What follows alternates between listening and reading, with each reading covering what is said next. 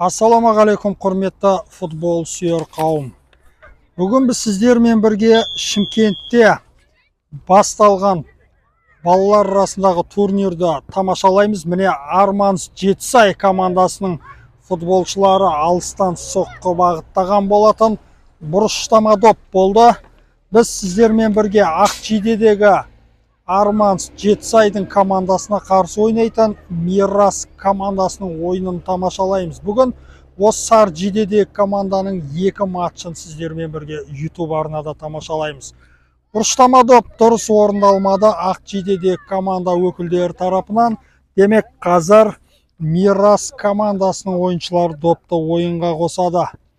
77-ші нөмірдегі ойыншы бұл жерде қазір Нұрислам Әбілдаев еді допты ойын қосқан. Демек, Мирас командасының құрамымен таныстырып өтеміз. Нұрислам допты әріптестерін жеткізген.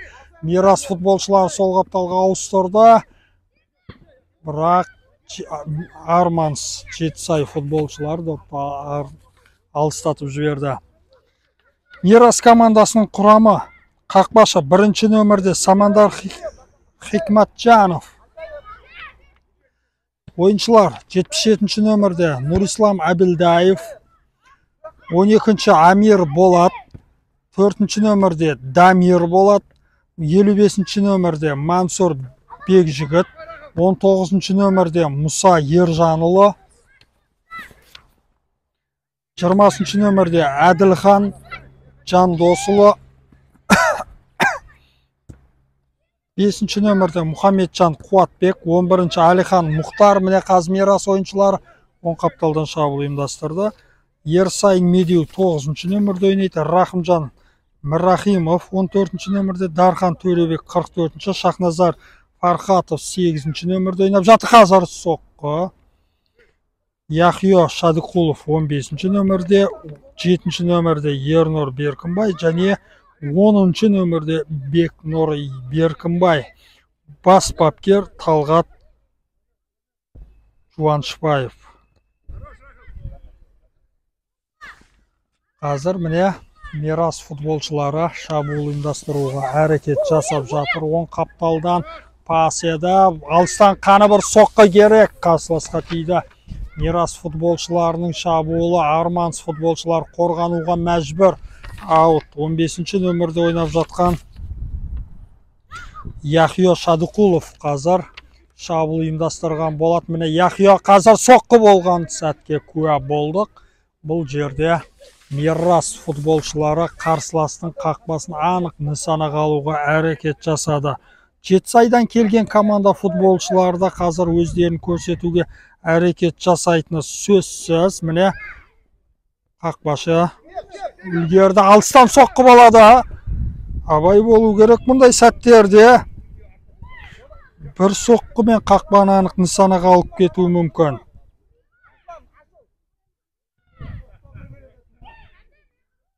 Арманс футболшыларында оң қапталға аут. Үлгермейді. Қызықты матч болады деген үміттеміз. Алғашқы минуттардан бастап қос команда футболшылары шабуылдар ұйымдастыруға тырысып жатыр. Қақпашы бұл жерде асықпай допты ұстап алды. Міне өзі допты ойынға қосты. 9-ші нөмірдегі футболшы қаны енді мүмкіндік бола ма? Бұл жерде бермеді. Жетісайлықтар. Ерсайын Медеу еді. Шабуылға араласқан. Әлде Саржидедегі міне Ерсайын үлгере ма? Аут. Самандар Хикматжанов. Мирас командасының қақпашысы бірінші нөмірде. Жақсы, абай болу керек енді. Арманс футболшылары бірге бір шығып кетуі мүмкін. Міне екі ойыншы алаңнан шығарып жіберді. Қазір абай болу керек. Шахназар Фархатов дұрыс шешім шығарды. Допты алаңнан шығарып.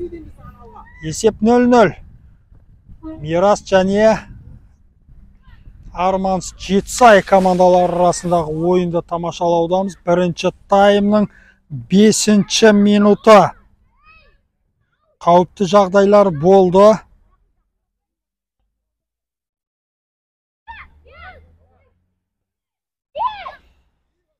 Самандар допты иеленіп алды. Бір гол қажет сияқты қазір.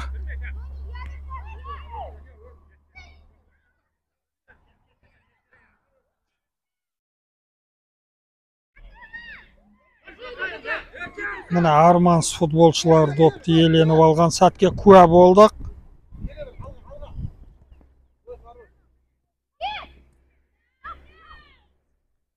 Аут, ешқандай қауіпті жағдай болған жоқ.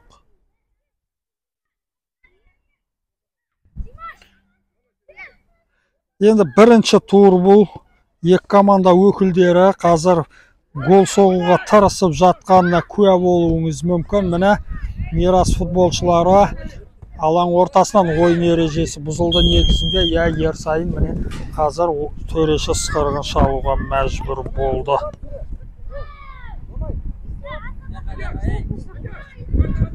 Төреші ысқырық шалды.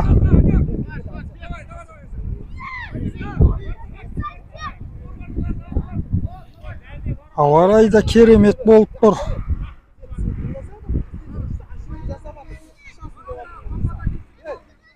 Бірінші таймның 7-ші минуты. Ерсайын алыстан соққы бағыттады, қорғаушылар қайтара алмады. Қақпашының қолына топ шығып кетті. Ерсайын Медеу 9-ші нөмірде Мирас командасының футболшысы. Жоғардан пас. Ерсайынға келе ма? Жоқ. Қазір жетісайлықтардың шабуылы қақпашымен бірге бір шығуы мүмкін. Бірақ Самандар дер кезінде орнынан допқа жетіп келе алды. Жетісайлықтар да осал емес. Міне ойын тізгін өз қолдарына алуға тырысып жатыр. Үлгермеді. Бір-біріне қазір Саржидеде команда өкілдері. Арманс футболшылары сол қапталдан пас. Екі ойыншы доп жіберіп алмау керек еді қазір. Әйтпесе қауіп жағдай болатын еді. Алаң қожайындары десек те болады. Енді Шымкент өтіп жатқан екен. Мирас футболшыларын қонақтарда доп. Соққы болу мүмкін. Шымкент және Түркістан облысы командалары арасындағы матч. Арманс футболшылары сол қапталдан допты ойын қосты. Әлі де жалғастырады шабуылды. Пас. Ақжидеде команда өкілдері соққы болуы мүмкін. Он қапталға ауыстырғанда үлгерді қорғаушы. Енді Мирас футболшылары 15-ші нөмірде ойнап жатқан. Кім дейсіз ба? Ол Яхия Шадықұлов. Шабуылды өрбітуге тырысты. Алыстату керек. Жоқ. Арманс футболшылары бірінші тайм 10 қапталға ауыстыру керек. Жақсы. Мирас футболшылары үлгермейді. Қорғаушы бұл жерде жақсы әрекет жасады. Арманс футболшылары топты алыстатты. Қарымта шабуыл ұйымдастыруға тырысады. Екі футболшы дайын тұр. 10 қапталдан соққы керек енді тікелей. Осы жерден соққы, гол. Міне есеп ашылды. Мирас футболшылары. Рахымжан Миррахимов өзіне білдірілген сенімді ақтады.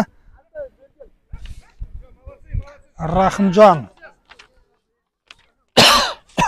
бірінші таймның 9-ші минутында осылай Мирас футболшылары Арманс Жетісай командасының қақпасын анық нысана қалды. 1-0.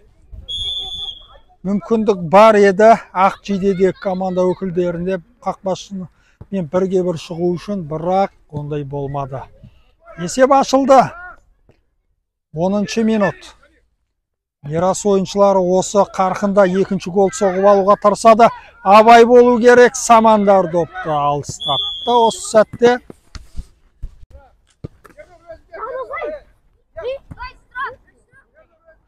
Ойын ережесі бұзылған. Мирас футболшыларына қайтарылды.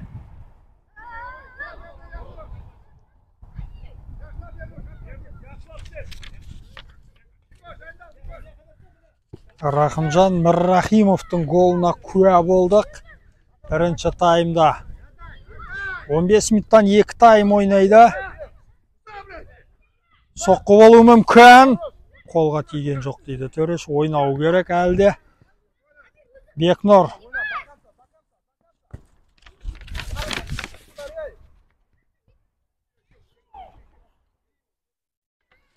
Әмір Болат екен 12-ші нөмірде. Қазір 4 минут уақыт қалды бірінші таймның аяқталуына. Міне осындай сәттерден қазір Арманс футболшылары ұтымды пайдаланып кетуі әбден мүмкін. Бірақ ондай болама. Тағы да жетісайлықтарда соққы бағыттау мүмкіндігін бұл жерде Әмір Болат бермеді. Оң қапталда Әмір ойнайды 12-ші нөмірде. Тағы да жетісайлықтар пас болды. Соққы бағыттай алмай жатыр Арманс футболшылары. Әмір пас еді, бірақ өтпеді. Тағы да жетісайлықтарда доп. Кімге? Жылдам ойнау керек. Міне Әмірге доп келмей қалды. Мирас ойыншыларында пас болды. Тағы да шабуыл. Мұсадан пас болды.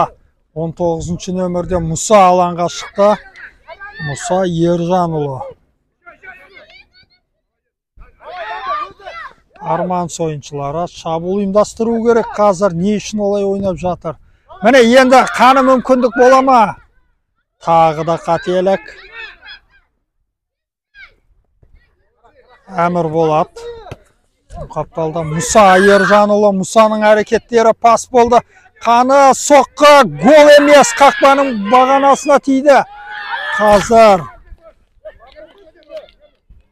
Бекнұр Беркінбайдың соққысы еді.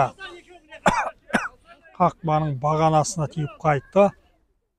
Әйтпесе Мирас командасы екінші гол соғып алатын еді. Жоғарыдан пас, қорғаушылар қайтарды. Соққы бағыттайтын ойыншы жоқ. Арманс футболшылары допты алыстатуға әрекет жасады. Мирас тағы да шабуыл. Бекнұрдан оң қапталға ауыстырған. Әмірден соқ пас еді. Осыдан соң бір матч болады. Кейін Мирас екінші ойынды өткізетін болады. Жетісайлықтарда қателік. Бекнұр қаны енді қарсыластарды алдауға кірісіп кетті. Мұсаның сол аяқпен бағыттаған соққысы қақпаға дәл барған жоқ. Міне осы сәтте төреші ысқырғыншы алды. Бірінші тайм 1-0 есебімен мәресіне жетті.